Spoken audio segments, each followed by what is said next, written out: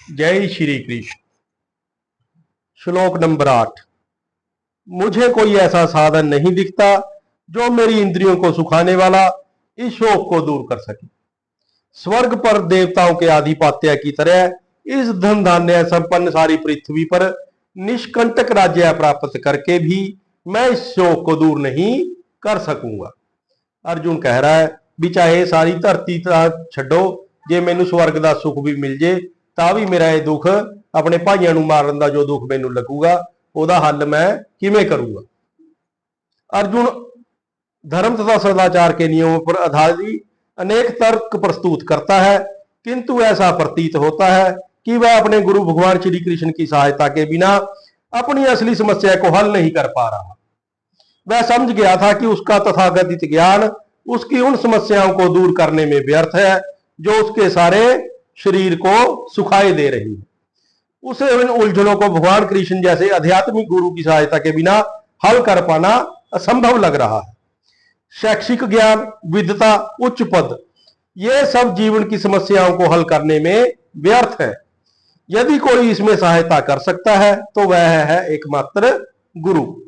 अतः निष्कर्ष यह निकला कि गुरु जो 100% कृष्णाभावित होता है वही एकमात्र प्रमाणिक गुरु है और वही जीवन की समस्याओं को हल कर सकता है। भगवान चैतन्य ने कहा है कि जो कृष्ण भावनामृत के विज्ञान में दक्ष हो, कृष्ण तत्ववेता हो, चाहे वह जिस किसी भी जाति का हो, वही वास्तविक गुरु है। कोई व्यक्ति चाहे वह विप्र हो, निम्न जाति में जन्मा शूद्र हो या कि सन्यासी, यदि वह कृष्ण के विज्ञान में दक्ष है तो वह यथार्थ प्रमाणिक गुरु है। अतः कृष्ण तत्ववेता हुए बिना कोई भी प्रमाणिक गुरु नहीं हो सकता।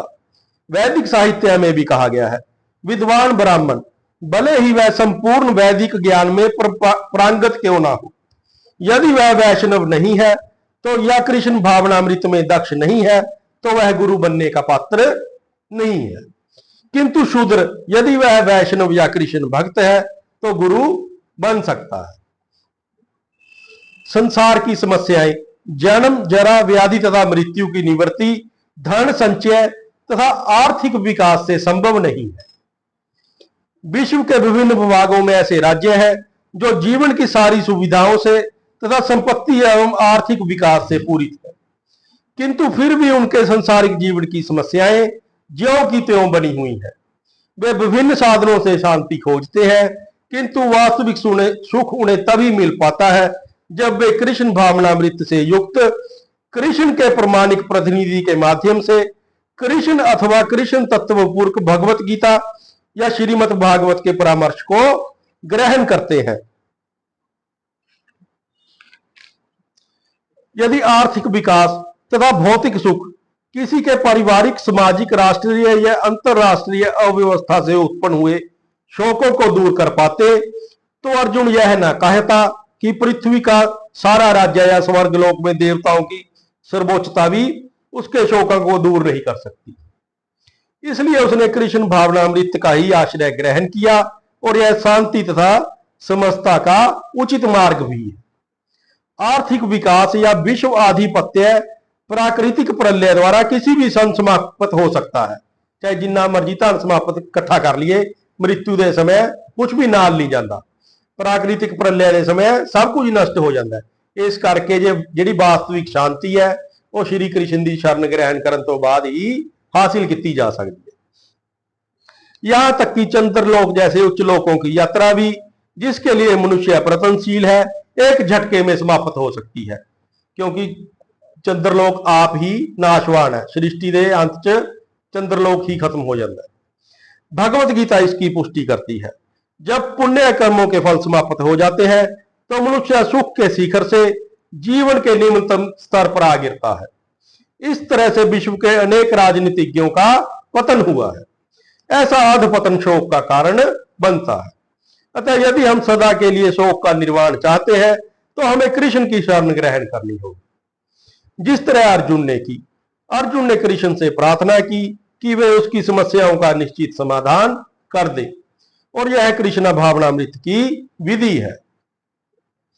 संजय ने कहा, इस प्रकार कहने के बाद शत्रुओं का दमन करने वाला अर्जुन कृष्ण से बोला, हे गोविंद, मैं युद्ध नहीं करूंगा, और चुप हो गया। धृतराष्ट्र को यह जानकर परम प्रसन्नता हुई कि अर्जुन युद्ध न करके युद्ध भूमि छोड़कर भिक्षाटन करने जा रहा है। किंतु संजय ने उसे पुण्य यह कहकर निराश कर दिया कि अर्जुन अपने शत्रुओं को मारने में सक्षम है। यद्यपि वह कुछ समय के लिए अर्जुन अपने पारिवारिक स्नेह के प्रति मिथ्या शोक से अभिभूत था, किंतु उसने शिष्य रूप में अपने गुरु श्री कृष्ण की शरण ग्रहण कर ली। इससे सूचित होता है कि शीघ्र ही वह इस शोक से मुक्त हो जाएगा और आत्म साक्षात्कार या कृष्ण भावनामृत से पूर्ण ज्ञान के प्रकाशित होने पर पुण्य युद्ध करेगा। इस तरह धृतराष्ट्र का हर्ष भंग हो गया। हे भरतवंशी, उस समय दोनों सेनाओं के मध्य शोक मगन अर्जुन से कृष्ण ने मानो हंसते हुए ये शब्द कहे। दो घनिष्ठ मित्र ऋषिकेश तथा गुड्डाकेश के मध्य वार्ता चल रही थी। मित्र के रूप में दोनों का पद समान था, किंतु इनमें से एक स्वेच्छा से दूसरे का शिष्य बन गया। कृष्ण हंस रहे थे क्योंकि उनका मित्र अब उनका शिष्य बन गया था। सबों के स्वामी होने के कारण वे सदा श्रेष्ठ पद पर रहते हैं, तो भी भगवान अपने भक्त के लिए सखा, पुत्र या प्रेमी बनना स्वीकार करते हैं। किंतु जब उन्हें गुरु रूप में अंगीकार कर लिया गया तो उन्होंने तुरंत गुरु की भूमिका निभाने के लिए शिष्य से गुरु की भांति गंभीरता पूर्ण बातें की, जैसा कि अपेक्षित है। ऐसा प्रतीत होता है कि गुरु तथा शिष्य की यह वार्ता दोनों सेनाओं की उपस्थिति में हुई, जिससे सारे लोग लाभान्वित हुए। अतः भगवत गीता का संवाद किसी एक व्यक्ति, समाज या जाति के लिए नहीं, अपितु सबों के लिए है, और उसे सुनने के लिए शत्रु या मित्र समान रूप से अधिकारी है। श्री भगवान ने कहा, तुम पांडित्यपूर्ण वचन कहते हुए उनके लिए शोक कर रहे हो जो शोक करने योग्य नहीं है। जो विद्वान होते हैं वह ना तो जीवित के लिए और ना ही मृत के लिए शोक करते हैं। जिन्होंने आत्मा का ज्ञान हो जाता है कि आत्मा अविनाशी है, इसनू खत्म नहीं किया जा सकता।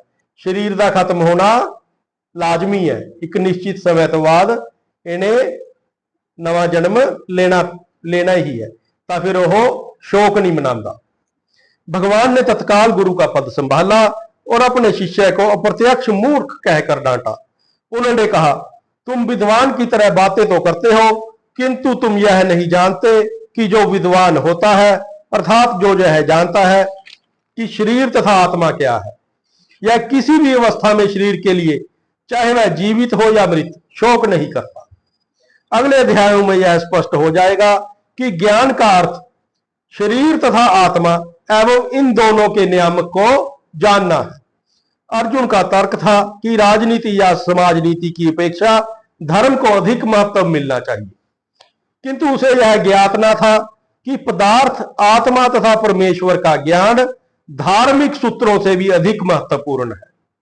और चूंकि उसमें इस ज्ञान का अभाव था, अतः उसे विद्वान नहीं बनना चाहिए। और चूंकि वह अत्यधिक विद्वान नहीं था, इसलिए वह शोक के सर्वथा अयोग्य वस्तु के लिए शोक कर रहा था। यह शरीर जन्मता है और आज या कल इसका विनाश निश्चित है। अतः शरीर उतना महत्वपूर्ण नहीं है जितनी की आत्मा है। जो इस तथ्य को जानता है वही असली विद्वान है, और उसके लिए शोक का कोई कारण नहीं हो सकता। ऐसा कभी नहीं हुआ कि मैं ना रहा हूं, कृष्ण आदि पुरुष ने, वो हर समय रहते हैं, या तुम ना रहे हो, आत्मा अविनाशी है, उन्होंने भी खत्म नहीं किया जा सकते, वो भी आदि काल तो ही है। अथवा ये समस्त राजा ना रहे हो, ये सारी सनातनी ने आत्मा, और ना ही ऐसा है कि भविष्य में हम लोग नहीं रहेंगे, इस तो बाद भी आप रहांगे, क्योंकि आत्मा नू खत्म ही नहीं किया जा सकता। वेदों में, कठोपनिषद में तथा श्वेताश्रम में उपनिषद में कहा गया है कि जो श्री भगवान असंख्य जीवों के कर्म तथा कर्म फल के अनुसार उनकी अपनी अपनी परिस्थितियों में पालक है, वही भगवान अंश रूप में हर जीव के हृदय में वास कर रहे हैं। केवल साधु पुरुष जो एक ही ईश्वर को भीतर बाहर देख सकता है, पूर्ण एवं शाश्वत शांति प्राप्त कर सकता है। जो वैदिक ज्ञान अर्जुन को प्रदान किया गया, वही विश्व के उन समस्त पुरुषों को प्रदान किया जाता है जो विद्वान होने का दावा तो करते हैं किंतु जिनकी ज्ञान राशि न्यून है। भगवान यह स्पष्ट कहते हैं कि वे स्वयं, अर्जुन तथा युद्ध भूमि में एकत्र सारे राजा शाश्वत प्राणी है और इन जीवों की बद्ध तथा मुक्त अवस्था में भगवान ही एकमात्र उनके पालक हैं। भगवान परम पुरुष है तथा भगवान का चिर संगी अर्जुन एवं वहां पर एकत्र सारे राजागण शाश्वत पुरुष है। ऐसा नहीं है कि ये भूतकाल में प्राणियों के रूप में अलग अलग उपस्थित नहीं थे और ऐसा भी नहीं है कि ये शाश्वत पुरुष बने नहीं रहेंगे। उनका अस्तित्व भूतकाल में था और भविष्य में भी निर्बाध रूप से बना रहेगा। अतः किसी के लिए शोक करने की कोई बात नहीं है।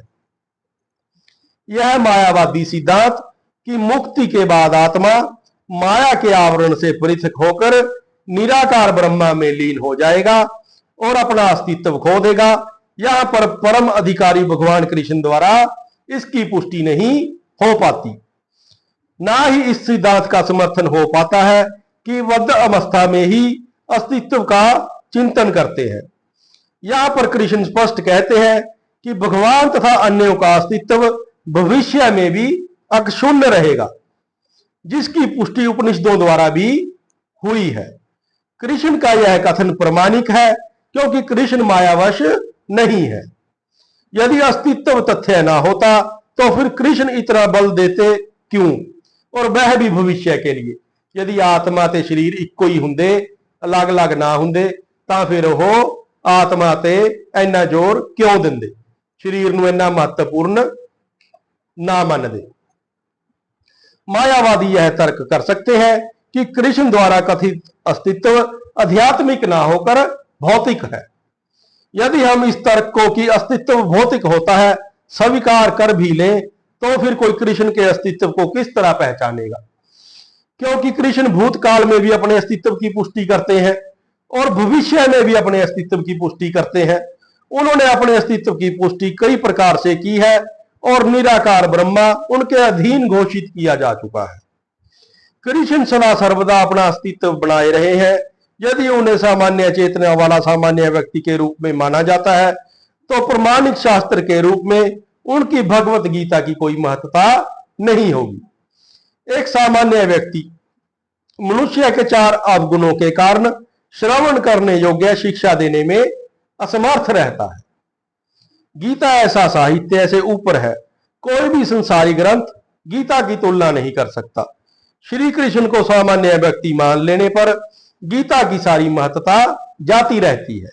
मायावादियों का तर्क है कि इस श्लोक में वर्णित द्वैत लौकिक है और शरीर के लिए प्रयुक्त हुआ है, किंतु इससे पहले वाले श्लोक में ऐसी देहात्म बुद्धि की निंदा की गई है। एक बार जीवों की देहात्म बुद्धि की निंदा करने के बाद यह कैसे संभव है कि कृष्ण पूर्ण शरीर पर उसी वक्तव्य को दोहराते। अतः यह अस्तित्व आधारिक आध्यात्मिक आधार पर स्थापित है और इसकी पुष्टि रामानुजाचार्य तथा अन्य आचार्यों ने भी की है। गीता में कई स्थलों पर इसका उल्लेख है कि यह आध्यात्मिक अस्तित्व केवल भगवत भक्तों द्वारा ही जानने योग्य है। जो लोग भगवान कृष्ण का विरोध करते हैं और उनको इस महान साहित्य तक पहुंच उनकी इस महान साहित्य तक पहुंच नहीं हो पाती। अभक्तों द्वारा गीता के उपदेशों को समझने का प्रयास मधुमक्खी द्वारा मधु पात्र चाटने जैसा है, जिमें शीशी नूं मधुमक्खी बाहरों चट लैंदी है तां उहनूं शहद दा स्वाद नहीं मिलता। इसे तरह जे कोई अभगत गीता का अध्ययन करता है तां उहनूं इसदे रहस्यां दा पता नहीं लगता। पात्र को खोले बिना मधु को नहीं चखा जा सकता। इसी प्रकार भगवत गीता के रहस्य को केवल भक्त ही समझ सकते हैं, अन्य कोई नहीं, जैसा कि इसके 4थे अध्याय में कहा गया है। ना ही गीता का स्पर्श ऐसे लोग कर पाते हैं जो भगवान के अस्तित्व का ही विरोध करते हैं। अतः मायावादियों द्वारा गीता की व्याख्या मानो समग्र सत्य का सरासर भ्रामक निरूपण है। भगवान चैतन्य ने मायावादियों द्वारा की गई गीता की व्याख्या को पढ़ने का निषेध किया है और चेतावनी दी है कि जो कोई ऐसे मायावादी दर्शन को ग्रहण करता है वह गीता के वास्तविक रहस्य को समझ पाने में असमर्थ रहता है। यदि अस्तित्व का अभिप्राय अनुभवगम्य ब्रह्मांड से है तो भगवान द्वारा उपदेश देने की कोई जरूरत नहीं है। आत्मा तथा परमात्मा का द्वैत शाश्वत तथ्य है और इसकी पुष्टि वेदों द्वारा होती है, जैसा कि ऊपर कहा जा चुका है। जय श्री कृष्ण।